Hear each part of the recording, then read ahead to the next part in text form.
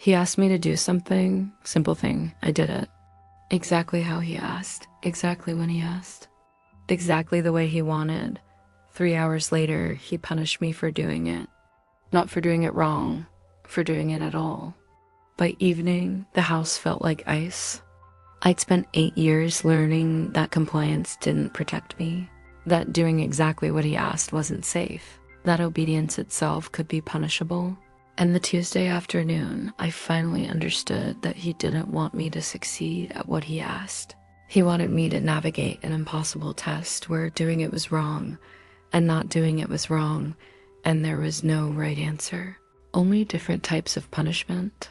Everything I'd believed about earning safety through compliance collapsed, revealed itself as me chasing something that was never available, never real, never possible. I'm 45, I left 20 months ago, and it took me over a year to understand that the punishment wasn't about what I did or didn't do.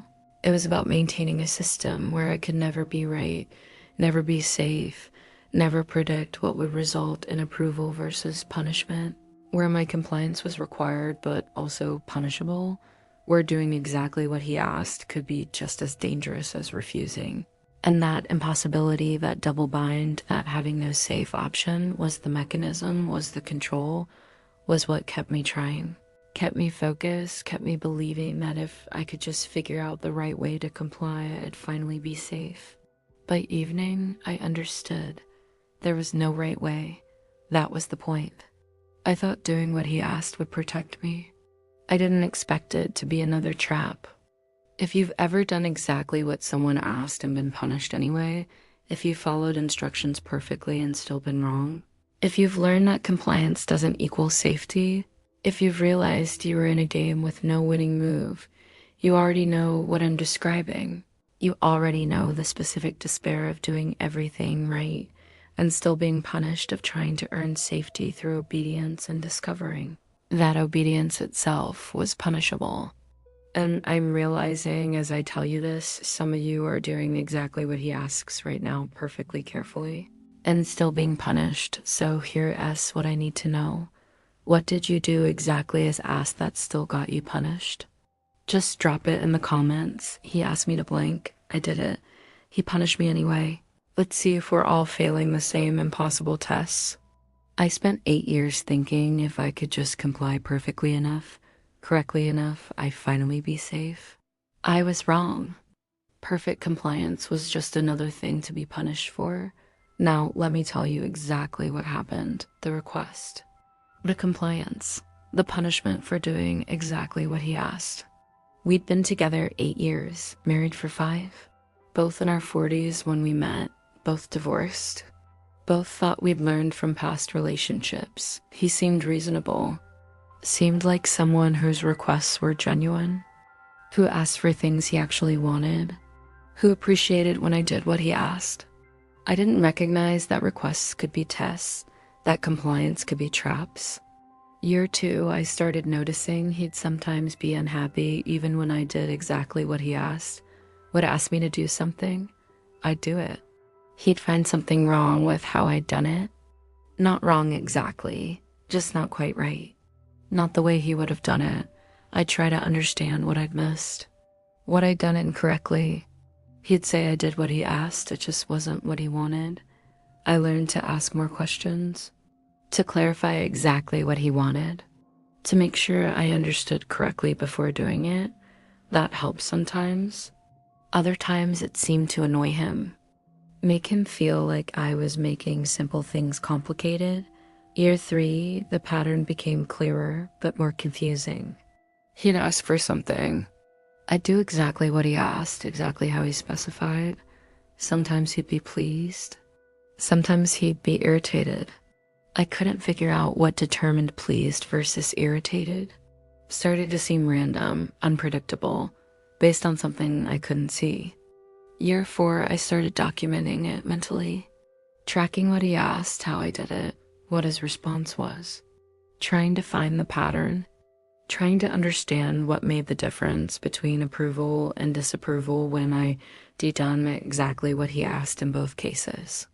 Year 5, I realized there was no pattern based on what I did, The response was based on something else. Something about his mood, his day. Factors completely unrelated to whether I'd done what he asked correctly. Tuesday afternoon, year 6, something happened that made it undeniable. He texted me around 2, asked if I could pick up his prescription on my way home from work. I said of course. He texted back the pharmacy name, the prescription name, said it should be ready after 4. I left work at 4:30. Went to the pharmacy, picked up the prescription, brought it home, got home around 5:15. He was already home. I handed him the prescription, said, "Here's your prescription, picked it up like you asked." His face changed, went cold. He lifted the bag, looked at me, said, "When did I ask you to do this?" I said, "You texted me at 2, asked me to pick it up on my way home." He said, "I asked you if you could. I didn't tell you to do it." I said, "You asked if I could," and I said yes, so I did. He said, "I was just checking if you were available. I didn't actually need you to do it. I was going to pick it up myself." I stood there confused. He'd texted asking if I could pick it up. I'd said yes. He'd sent me the details. Pharmacy name, prescription name, time it would be ready. That seemed like asking me to do it, not just checking if I was available. I said, "I'm confused. You sent me all the information. I thought that meant you wanted me to pick it up." He said, "You should have asked if I actually wanted you to do it instead of just assuming." I said, "I thought asking if I could meant you wanted me to." He said, "That's the problem. You assume instead of clarifying." The rest of the evening was cold, tense. He was clearly unhappy, clearly felt I'd done something wrong.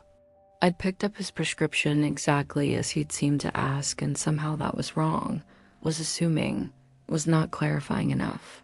Wednesday, I couldn't stop thinking about it, replaying the text exchange. He'd asked if I could pick it up, sent me the details. I picked it up.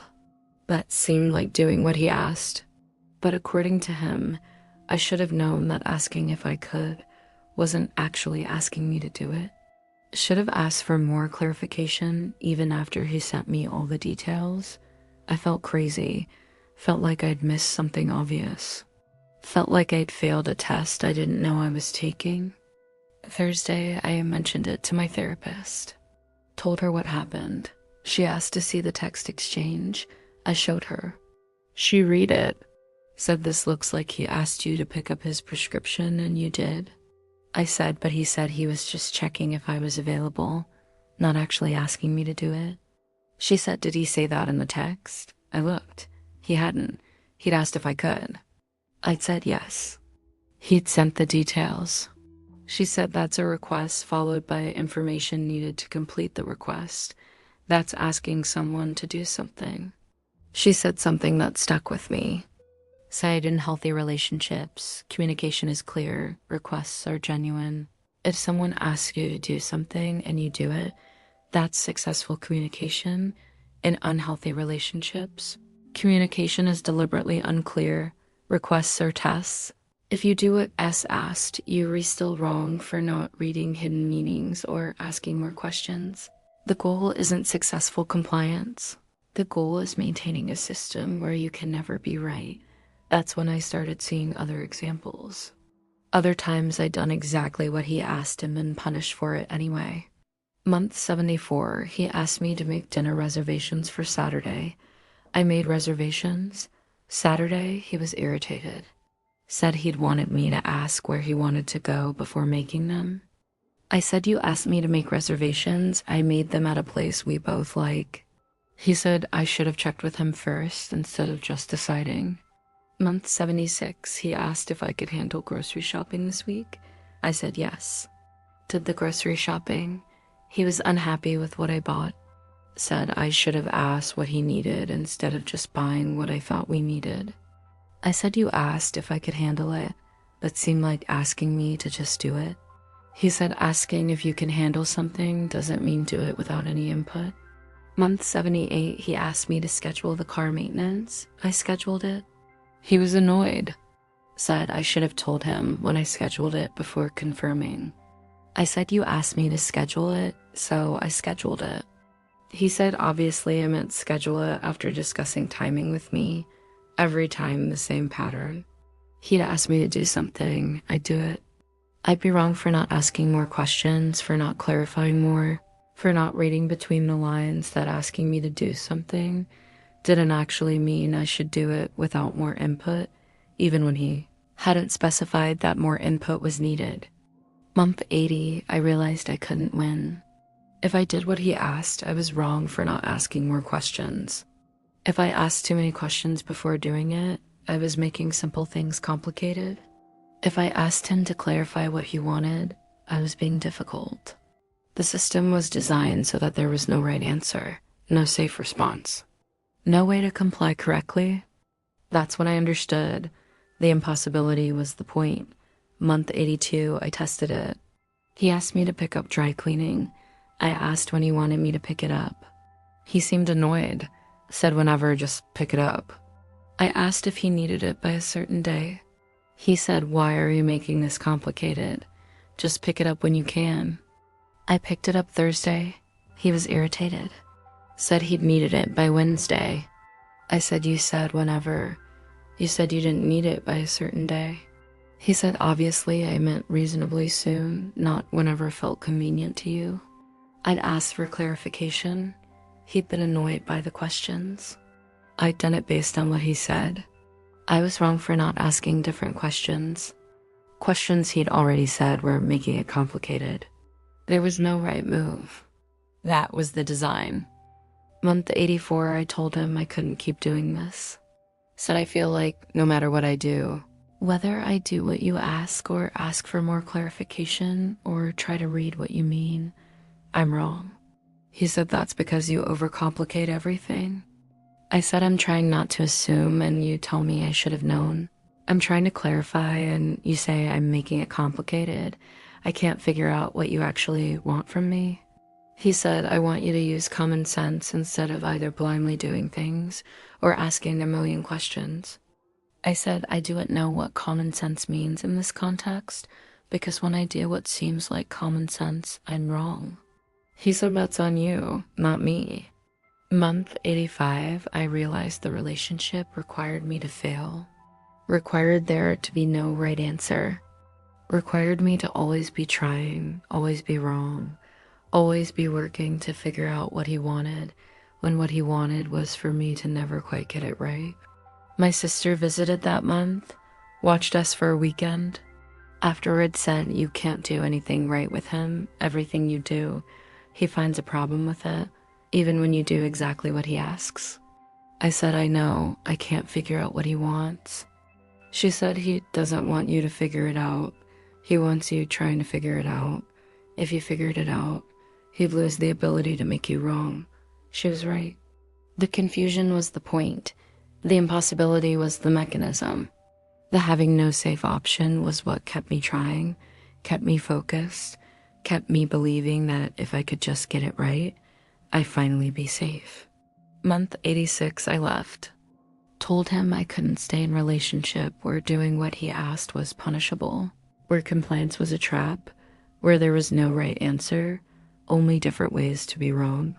He said I was being dramatic, said everyone has miscommunication sometimes. I said this isn't miscommunication. This is you setting up impossible tests where doing what you ask is wrong and asking for clarification is wrong, and there is no move that doesn't result in me being wrong. That's not miscommunication. That's a system designed to keep me failing. He said I never set up impossible tests. You just have trouble understanding simple requests. I said I understand the requests fine. I do exactly what you ask. And then you punish me for doing exactly what you asked by saying, I should have known you meant something different. That's not me not understanding. That's you making it impossible to be right. 20 months out, I make decisions without second guessing if I understood correctly, without asking 17 clarifying questions to avoid assuming, without trying to read hidden meanings and simple requests. I'm learning that when someone asks me to do something and I do it, that's successful communication, not a failure, not assuming, not overcomplicating. Just normal, healthy completion of a clear request. I'm learning that healthy relationships have clear communication, that requests are genuine, that doing what someone asks is the right response, not a trap, that you're not supposed to have to decode hidden meanings or ask endless questions or fail impossible tests, that compliance should be safe, that doing what's asked should be successful, not punishable. Here is what I desperately wish someone had told me the first time. I did exactly what someone asked and was punished for it. If you're doing what's asked and being told, you should have known they meant something different. If you're asking for clarification and being told you're making it complicated, if you've realized there's no right answer, that compliance is a trap, that you're in a system designed for you to fail. You're not bad at understanding requests. You're not assuming too much or asking too little or doing it wrong. You're in a double bind where the goal isn't your success. It's your perpetual failure, and no amount of trying harder will fix a system designed to keep you wrong. If you're reading this and you're doing exactly what he asks, perfectly, carefully, and still being punished, if you've learned that compliance doesn't equal safety, if you've realized that requests are tests designed for you to fail, if you've understood that there's no right way to do what is asked, because the point is that you can't be right, you're not failing. The system is designed for failure, and you can't win an impossible game, and staying means accepting that you'll always be wrong no matter what you do. If this resonated, if you've realized doing what he asked was another trap, the next video is crucial. It's called He Made Every Good Day Feel Temporary. That was the control. It's about what happens when good days exist, when things feel peaceful, when the relationship feels okay, but there's always this feeling that it won't last, that it's temporary, that any moment it could shift back to cold, and how that uncertainty, that instability, that feeling that good is always temporary. That's its own kind of control that keeps you trying to maintain the good, trying to prevent the shift, trying to keep peace that was never actually secure. Link is on screen now.